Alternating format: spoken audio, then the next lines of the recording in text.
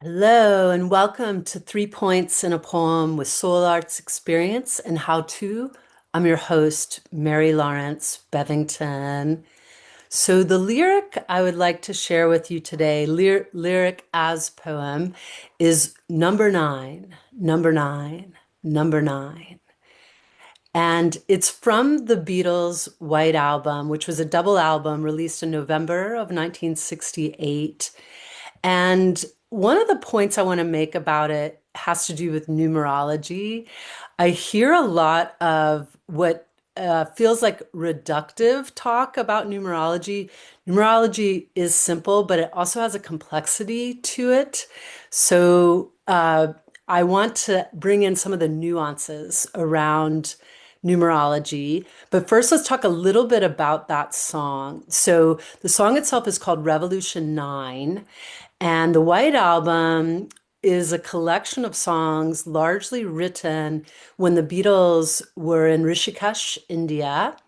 They went there to receive teachings from the Maharishi and they meditated. So there's an ashram that's right on the banks of the Ganga, which is also known as the Ganges River. At Rishikesh, it flows out of the Himalayas and into the plains that eventually lead you to New Delhi, often called Delhi, and a thriving, gigantic city. And they also placed on that same album Revolution 1, which is a very famous song. You say you want a revolution. And many of us can immediately sort of start singing that song. You say you want a revolution. It hit the charts and took the world by storm. Meanwhile, Revolution 9 is a more postmodern art collage with distorted music, and as was the way with the Beatles, especially in that era, they played around. So George Martin was very open to that, their producer. He also had lots of innovative ideas himself. So playing music backwards, bringing in feedback, doing things that just made for a different experience and perhaps facilitated mind state changes. So Revolution 9 really captures that, and it spans 7 8 minutes of time, and it's one of those songs that some people hear and it's like, this will never get to number one. This song is just out there. But then if you sort of look at it holistically in the performance of the song, so in performance theory we like to look at all the different facets of something, the context, where the song was born from, and what the artists were trying to convey, and in some cases persuade. And Revolution 9 is in some ways a real signature of the time, where mind states aplenty, collage, experimentation was part of the creative game. So coming back to numerology, John Lennon loved the number nine. There's some forms of numerology that will just take the day that a person was born and say, okay, this is the number. And literally, like October 9th is the day that John Lennon was born. And so nine was something he attached to. And he would often say, well, it's the number of the artist, it's a creative number. And he assigned that meaning to it. And the Pythagoreans, way, way, way back when, so remember Pythagoras, the mathematician, who was also a vegetarian, which I love. So they would look at numbers as vibratory energies, and they linked it with the harmony of the spheres and how numbers created things. And if you're someone who can conceptually do higher math, you really have sort of this wild understanding. If you're someone like me, who's more of a visual, think in pictures kind of person, I cannot do higher math, but I've been doing numerology since I was a little child because my parents were into numbers. And I add numbers in my head all the time. I subtract, I sometimes multiply, I sometimes divide. it depends. I'm mostly adding. I say all this to emphasize that numerology is more of a system than a single number. So a lot of times when people say, okay, uh, this is a 9 year. A lot of people have said that about 2025, and 2026 is a 1 year. Yes, that there's a master number quality to that, and that's derived from adding each number of the year. But there's a lot more to the story, as with anything. So it has a holographic quality in that sense, multi-dimensional aspects. So, on that note, going back to the nine, I've heard so many people talk about how nine is an ending. And again, there is an aspect to that that is true, but there's a vast story within that. So, similarly, with calling 2026 a 1 year, and I would personally actually call it a 10 year and not a 1 year. In part because zero is quite magical within the numerology. So it leads us towards the master number as well, 11, and eventually 22, and eventually 33. So going back to nine and John Lennon, this is just a little fun fact that's actually kind of tragic. So I take back that flip tone in my voice and calling it a fun fact. But John Lennon was killed on December 8th, 1980. He had just turned 40 that October. His son Sean had just turned 5. They both had 9 birthdays because Sean was born on John's birthday. And there's a lot of people who are into, say, Beatles lore that shift John's death date to just after midnight Eastern Standard Time, and that would bring it to December 9th. And there is a harmony to that. The thing about nine, though, is that nine is magic. So again, to call nine just about endings, there's a culmination quality to nine because many of the cycles that numerologists work with are 9 year cycles. So the ninth year tends to be the final year. But the nine also it captures everything. It is often thought to be the number of humanitarianism. If you just look at it mathematically, nine will always defer to the number that it's added to. So if you add eight, so December 8th to nine, you're going to come up with the number eight. So it goes 8 plus 9 equals 17. 1 plus 7 equals 8. And if you just glazed over, because I know as soon as we start to just say a number equation, it's sort of like, what the heck did that person just say? So that nine energy is really about a climactic energy. So rather than calling it an ending, I personally prefer to call it a climax. And I do believe in the denouement, and that's essentially in a, say, Aristotle's incline, a structure for a story, you'd have a climax and then the kind of wrap up to the climax, like the afterword, where the lovers went after they decided they'd be together forever. That's the denouement, the sort of sliding it and tying a bow on everything. I personally love the structure that the Japanese have offered us called Joha Q, which is beginning, break, acceleration. So it doesn't necessarily have an ending in the way that when we breathe, we have a gap between the breath, but then a new breath begins. And in that gap, yes, there is a stillness. And if the gap is coming after the exhale, it might very much feel like a death in a way. Body has less oxygen in it, but it's leading to something that is more magnificent. So, and within Joha Q, within the Jo, the beginning, you can have Jo Ha Q. So there can be little worlds within bigger worlds. The middle can have a beginning, for example.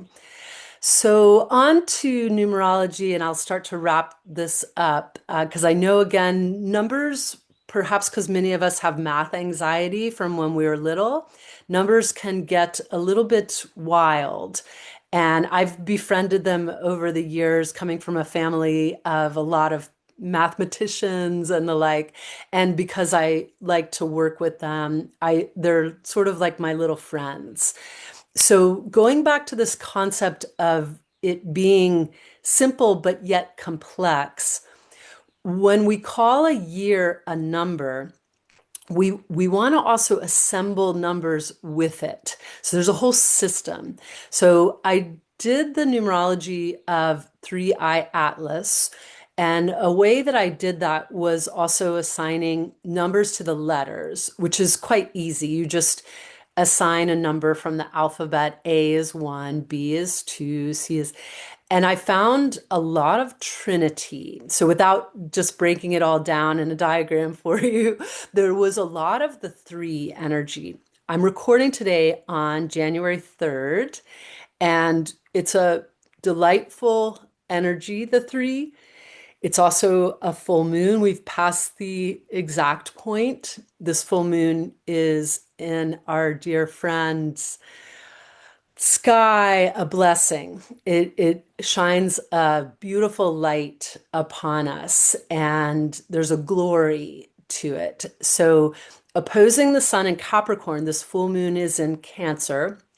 When it was exact and the phase changed of the moon, so now we're in the third quarter, we had 13 degrees and 1 minute, right at that point of that 30-degree wedge of the ecliptic of the zodiac. So think circle in the sky, and a piece of the circle pie is our moon in Cancer. Meanwhile, our sun is in Capricorn. So they're diametrically opposed. And we've got some wonderful energy in Cancer with Jupiter really holding down that deep healing womb-like water of Cancer. But then in Capricorn, we have so much energy with Venus, the Sun, Mars, Mercury going on and on and on. So and that'll shift, everything's always changing. And Sanskrit, we'd say anicca. It's sort of the impermanence of all things. So moving forward, the 3i Atlas numerology had lots of threes, lots of nines, lots of sixes. There was some gateway energy, which is 11, moving across a threshold, for example. And I also worked with the dates that were important. So the first noted sighting, July 1st, 2025, 3i Atlas was seen. Now that was an infinity day because 7 plus 1 is 8. Numerology was so easy in 2025 because, again, 9 always defers, pardon me, to the closest number that it's to. So 7 plus 1 is 8. And then 2025, 2 plus 0 plus 2 plus 5 equals 9. So you've got an 8 number, and that infinity really launched the energy around 3i Atlas. So the 3, the 6, the 9 sort of held it together the way that a tripod and threes can actually hold together structures and create strength and something that binds and helps us stand on things. Note, I am recording on a Saturday, Saturn day. So again, structure, even the planetary structure of Saturn has a gravitas to it. So moving forward, again, I've heard so many people call 2026 a 1 year. Now, this is solar year that I'm talking about, clearly, Common Era 2026. I call it a 10 year, again, because the zero has special gifts discovered in India. I'm an India-ophile, so I partly like zero because of that. But then also the one having A lot of perfect pictures is shadow, meaning this sort of enslavement to having to be correct, having to have all the ducks in a row. One has a higher quality, which I pronounce as virtuosic. I just believe that when we believe in our higher potential, our sva dharma, our ability to enact our sacred duty as a being throughout this lifetime on earth, that's when you get really that glorious higher side of the one. So beginnings, yes, of course. We've got one at the beginning of all things, zero, two in some ways, depending on how you look at it. Zero, I think of a little bit like the heart chakra because it's a bridge number. So you've got zero, and then above it, you're moving towards, levels that are perhaps moving in elements that are getting lighter and lighter. Whereas below it, you're moving through elements -1, -2, -3 that are getting heavier and heavier and heavier. So yeah, nine moving into 10. And again, it is a system. So I will give you an example of that. So we have today, January 3rd, this full moon day, 1 plus 3 plus 2 plus 0 plus 2 plus 6. You do the math. So we've got the 1 plus 3, January 3rd is a 4. And then with the 2026, you've got, you can call it 1 or you can call it 10. Either way, you're going to get 5. So the power of a 5 day is beauty, light, love. It actually has for me a little bit of that quality that the Tibetans perceive around the horses, the way horses are very much like wind galloping through the plains. And this brings me really to my last point, though I'm going to tuck in one tiny little thought here. So you probably remember when I was talking about John Lennon, born on October 9th. So that's a 9 day. And if you actually do it for his birthday, you're going to come up with a 6. So master number wise, I'm going to actually do that math again in my head. Yes, that's correct. So it's a nourishing, it's actually a Cancerian kind of number, very womb-like. It can get sort of in the weeds a little bit, like the way Neptune can get sort of delusionary. We can lose our ground sometimes for the illusions. And so, but if you just take the day the person was born, so if I just take today, 3 day, again, we're going back to that tripod strength, this wonder of a third interstellar object up in the sky, 3i Atlas, airing now towards Jupiter and then eventually on her way out entirely. And who knows where we will meet again. Don't know where, don't know when.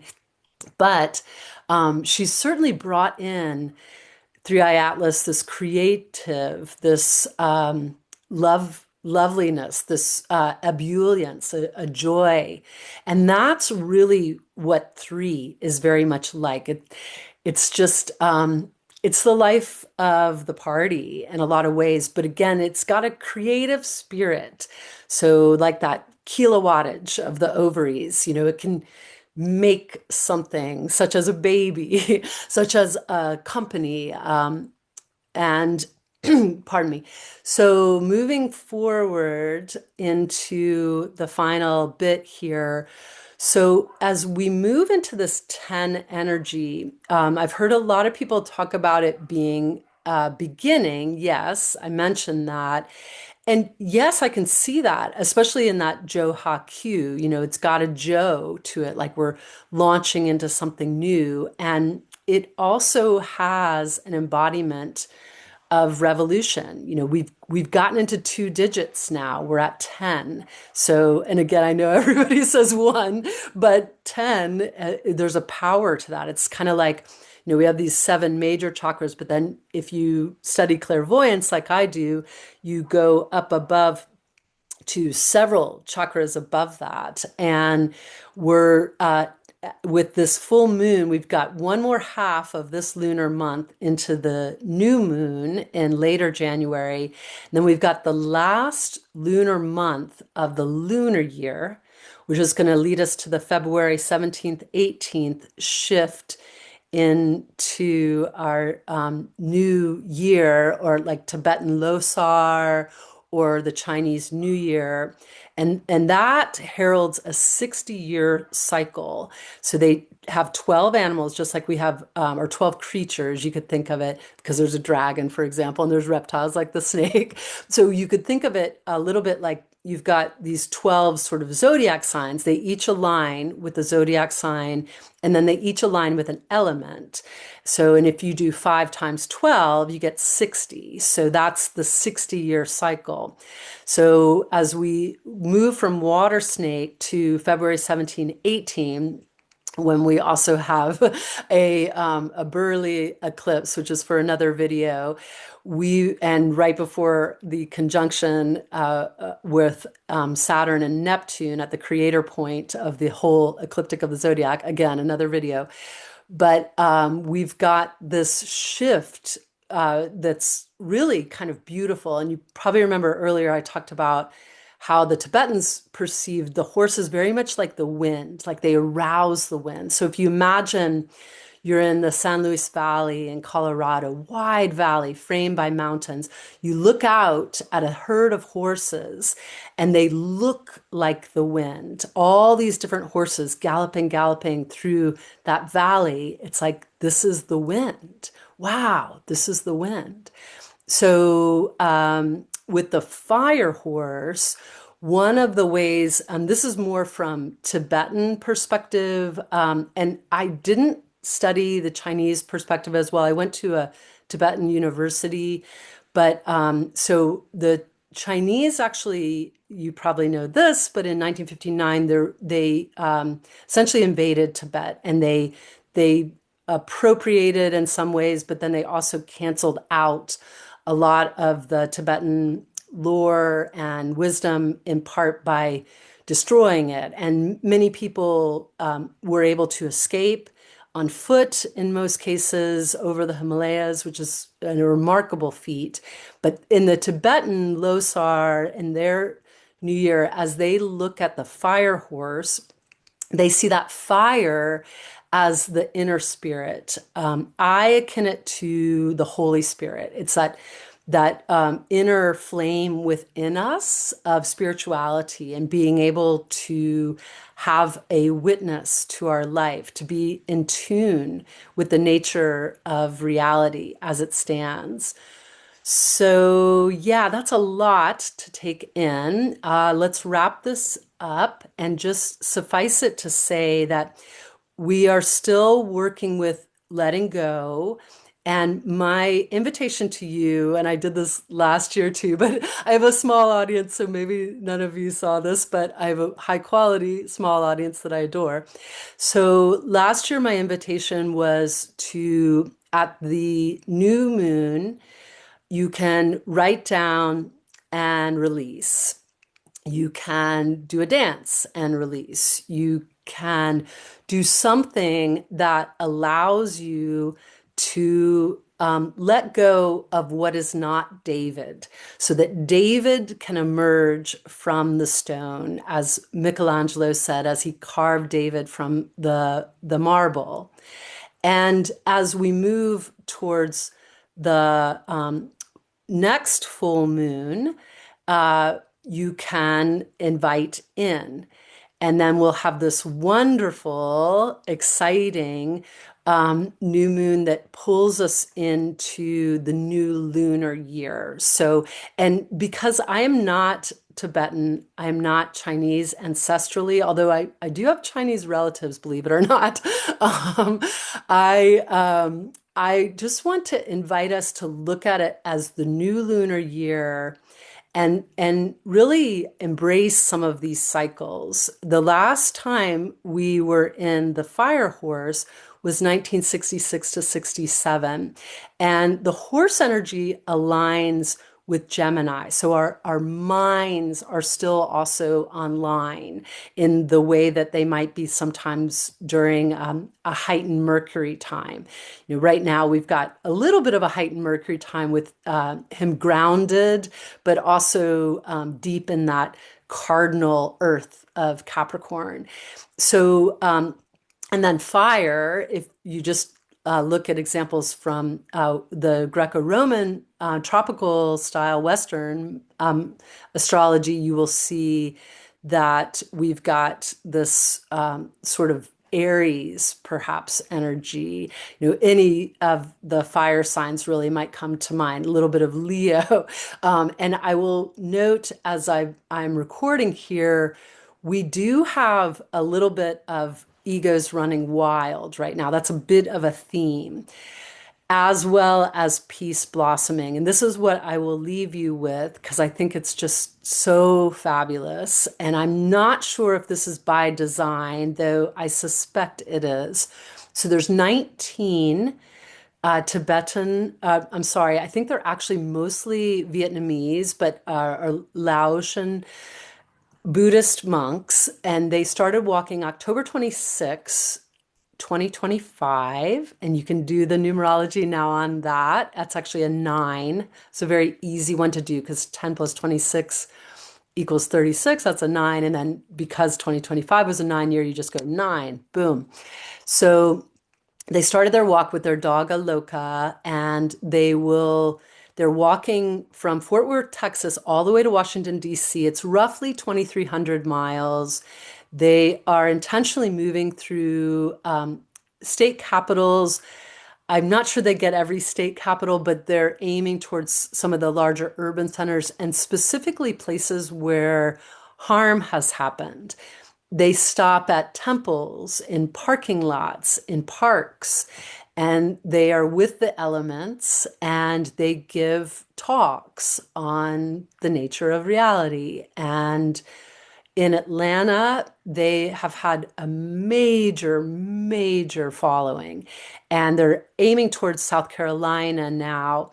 But one of the things that happened in November was a truck hit their support truck by mistake. It was trying to go around it. Hazard lights were on, but it was like, I'm in a hurry. I'm going to go around it. And it pushed their support truck into two of the monks. So one of those monks was able to be treated locally, and he's very much okay. The other one was airlifted to a hospital and sadly lost one of his legs. And he's given talks about it, a venerable human, just absolutely amazing spirit around losing a leg. But because of that, their cause, their walk for peace, has received tremendous attention. And it's just a glorious, glorious thing, if you ask me. So as they walk, they hope to make it to Washington, D.C. in February. And here's what I suspect that they're aiming for February 17th, 18th. So recall that, again, there's an eclipse that day, and it will also usher us into full on eclipse season. We'll start to feel the orb of influence of eclipse season approximately January 17th, a month prior, and then that eclipse will happen and permanent change could ensue. And I will note that even as I record, there's an aspect of permanent change.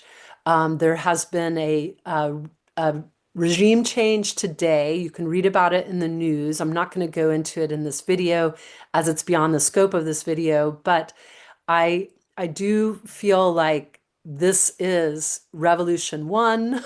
So you say you want a revolution, well, And then it's also, in its own way, this mind state shift of revolution 9. So those two go together.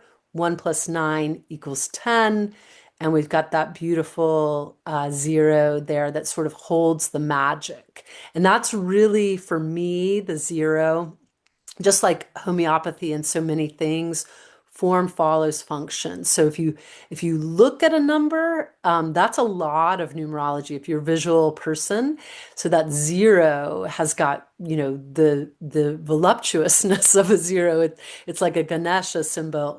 It's got, a bigness to it, a roundness. So, and remember again, there is the simplicity to numerology, but it's a Johakyu. It has a beginning, a change, and an acceleration forward into more. And that's really the heroine's journey. We arrive at some point, but feminine energy is spacious. We want more. We're like, wow, we learned this. Oh, we ate this apple from the tree of knowledge. Let's learn more. Let's go back to the garden, but before we go back to the garden, let's explore this brave new world.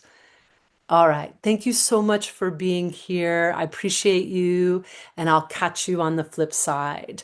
Yours and carrying the light.